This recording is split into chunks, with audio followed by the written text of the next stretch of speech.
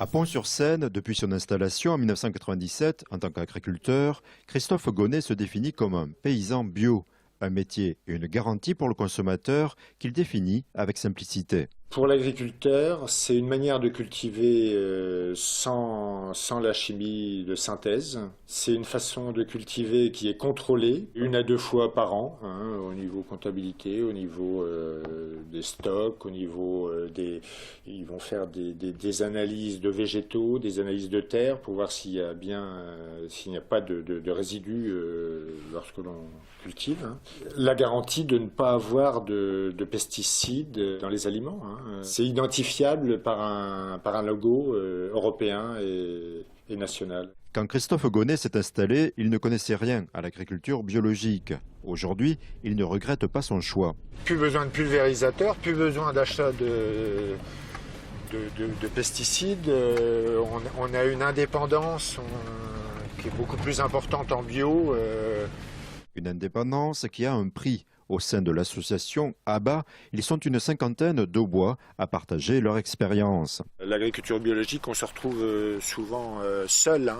Moi, les bio, mes voisins bio, ils sont à 30-40 km. Concrètement, on se repasse des techniques, on se repasse des semences, on se repasse du matériel.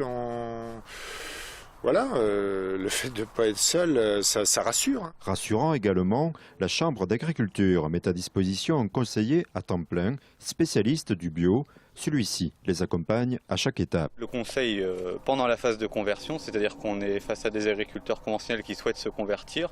Et donc la phase de conversion, c'est une phase assez complexe. Donc hormis la conversion, il s'agit d'accompagner les producteurs qui sont déjà en agriculture biologique. En agriculture biologique, on passe d'une agriculture où on est sur un nombre de cultures qui est plus modéré à une agriculture où on peut aller jusqu'à 7, 8, 9 cultures différentes, donc des cultures que les producteurs n'ont pas forcément l'habitude de conduire. Donc l'accompagnement est nécessaire sur ces cultures en particulier. Tout aussi important aux yeux de Christophe Gonnet, l'ouverture au grand public. Le 2 juin prochain, par exemple, il participe à une visite de ferme à Lantage.